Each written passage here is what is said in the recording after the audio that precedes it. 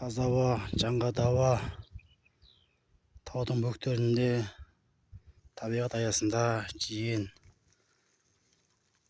бөле, нағашылар, ағайын туысқандар, туысқандар боп, өзімізбен замандас, құрдастар боп, жастар арасында екі бойдақ жүрміз. Қалғандары үйленген, біраз жаңағы жиендер, немере, ағайын туысқандар. Екі бойдақ бар арасында. Қалғандары енді жаңағы бір себептерге байланысты бір-екі жастар шығамады. Қалғандар келді.